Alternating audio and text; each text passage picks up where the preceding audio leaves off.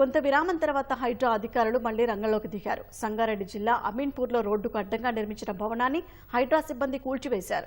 Vandanapuri colony survey number 848లో రోడ్డుకు అడ్డంగా అక్రమంగా ఇల్లు నిర్మించారంటూ స్థానికులు హైడ్రాకు ఫిర్యాదు చేశారు. రంగంలోకి దిగిన హైడ్రా సిబ్బంది తెల్లవారుజామున ప్రొక్లైన్లతో ఇళ్లను కూల్చివేశారు.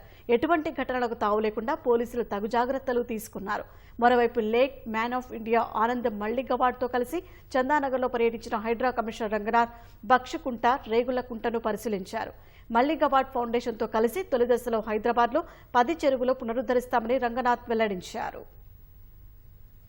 ఆనంద్ గారితో కూడా కొన్ని చెరువులు టేకప్ చేస్తున్నాం. తమిడికుంట ఏదైతే ఉందో అది కూడా టేకప్ చేస్తున్నాం. ఇట్లా చాలా చెరువులు కూడా ఉన్నాయి. ఒక 10 చెరువులు అన్ని చోట్ల, శేర్లింగంపల్లి, అటు ఈస్ట్ జోన్ తార్నాక వైపు, ఇట్లా అన్ని ప్రాంతాల్లో కూడా, ఈవెన్ సౌత్ జోన్ వైపు అన్ని ప్రాంతాలను కవర్ చేసేటట్టు మేము చేస్తాం. సార్, మియాపూర్లోని మక్తా చెరువులో నాలాను డైవర్ట్ చేసి 3 ఎకరాలు కబ్జా చేశారు. అంటే మాకు దృష్టికి రాలేదు. వస్తే తప్పకుండా చెక్ చేసి అది మరి నాలాని డైవర్ట్ చేసి వాళ్ళు కబ్జా చేశారంటే కనుక రేపు వెరిఫై చేస్తాం. కబ్జా చేసి ఉంటే వాళ్ళ మీద చర్యలు ఉంటాయి.